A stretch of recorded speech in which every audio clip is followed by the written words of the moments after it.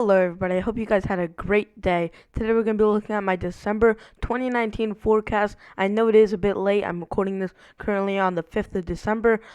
Just a lot of stuff sidetracking me in the early part of the month and late part of November. We had Winter Storm Ezekiel. We had a couple other systems that moved through just very quickly that we did make a couple of videos on. So we were pretty busy as far as videos are concerned, so we really didn't have time to put this out. So now I found a little slot of time that we could put this out. So here's my December forecast. This is going to include temperatures, temperature anomalies, precipitation anomalies, and then at the end my overall forecast, kind of recapping the month. So before we do get into it, please consider liking the video, subscribing, and turning on notifications so you never miss a video when I upload. Now, here is my temperature anomaly forecast. Now, we're going to start off with this below average, and this spans over parts of the West and the Rockies, stretching into the Midwest and then over into the Southwest. So this is going to be your below average area, and this is going to be slightly below average, so not too noticeable at this point.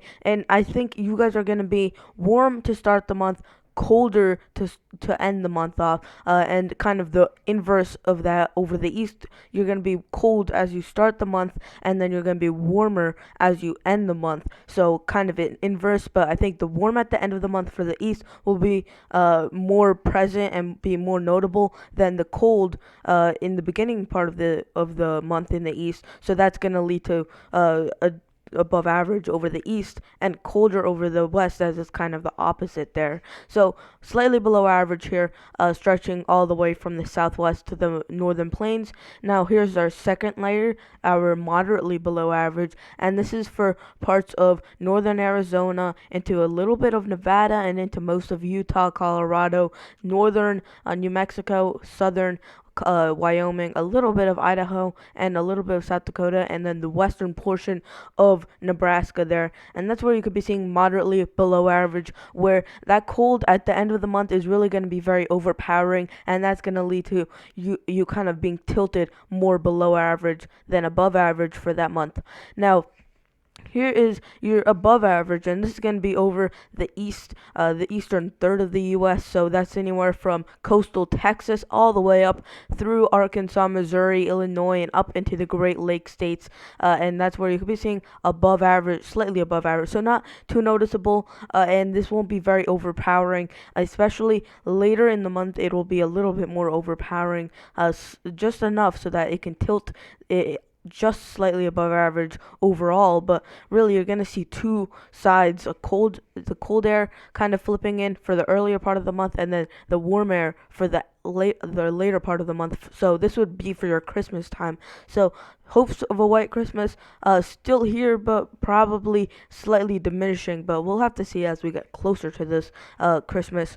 Now here is your moderately above average, and this is going to be all the way from the Gulf states up really into the East Coast. So anywhere in the coastal Northeast, coastal Mid-Atlantic, and coastal Southeast, and as well as the Gulf states, you could be seeing moderately above average. Really, that warm air is going to be suppressed to the East Coast as you get later into the month. The warm air 10 to 15 degrees above average. Some ensemble members are showing. So that's mainly why I put this moderately above average temperature here. Now we're going to get into our a precipitation forecast. So we're not going to have any areas really in a below average area because it's just going to be a very active month. It's going to be a few storms moving through out of the northwest, coming into the earlier part of the month, and then later in the month really going to be transferring all the way up from Alaska, dipping down into the Midwest, kind of like an Alberta Clipper, and then kind of reforming off the East Coast sometimes. So that's really going to be the pattern we're going to be in. So really no area is going to be there for that below average, but a lot of areas in the average section, that's for the middle and western part of the U.S., and then for the two coasts, the eastern 1/3 of the U.S. and then the coastal part of the west that's where you're going to be seeing above average. So slightly above average, not too noticeable, but on paper it should be above average over parts of the eastern third. And then also for the west coast, you're going to have a lot of systems just pummel the western coast with some pretty heavy rainfall and snowfall in the higher elevations, and then you're going to have a few storms kind of just pass through into the east, and overall it's going to be a slightly above average for these areas. Now, here's our second layer, moderately above average. So here's where I think you could have some storms, most likely not severe, but some potential, especially closer to the Gulf Coast. So, panhandle of Florida, southern Alabama, southern Mississippi, southern Louisiana. That's where I think it could be severe at some times, but for overall, it's just going to be a very rainy month. And then also for the West Coast, it doesn't take a lot for these areas to get, especially once you cross down into California, Nevada, Arizona. It doesn't take a lot for you guys to be above average because it is fairly dry down there, but for the Pacific Northwest, when it's above average, that's really saying something. That's going to be a fairly above average month, at least for this month. Now, here is your third shade. We even had to pull out the third shade for Southern and Central California, and that's because it is just going to be very active according to your standards. So potentially close to 5 inches for the month, 6 inches for the month over some areas seeing closer to 10 inches for the month. So very active over those areas for this for their standards. Now, here is your overall forecast, and I'm gonna put the text kind of showing you what each color means. Here's your here's your map without any of the text on, and we're gonna kind of unveil it one by one. So here is, we're gonna go from west to east. So stormy conditions are gonna be present over parts of the western U.S., and that's really where you had that above average over the west. You're just gonna have a lot of storms hitting into those areas. Now, here over the Rocky Mountains, we're going to be seeing some mountain snow, and it's going to be above average for the most part, especially into the southern and central Rockies. And then once you get to the northern Rockies, more average to slightly below average for those areas. Now, here in this purple, a couple of Arctic blasts could impact those areas. And we're actually going to be seeing one fairly soon, which we'll talk about in a video in the future. We're going to be seeing some Arctic blasts kind of move in, and it's going to really originate over northwestern Canada. That cold air is going to be really bottled up, and then it's going to be sent down into the U.S. with that unstable conditions over the Arctic and that unstable jet stream. Now, we're going to add this flip-flop pattern in this yellow, and you're really going to be going from above average to below average this month. So it's going to be flip-flop, closer to average, and you're not going to be seeing a defined kind of ridge or trough in any of these areas for the most part, and it's going to really be right around between the 10th of December to the 20th of December where you really see that pattern starts to switch. And then I think over once we get into January and February, it's going to switch again so that you have that trough in the eastern two-thirds, ridge in the west, and that's kind of correlate with my winter forecast. Now, here in this gray shade, average conditions, so this would be more like flip-flop, but you're going to kind of be in the middle of both the warm and the cold, so you're not going to get too much of any of that.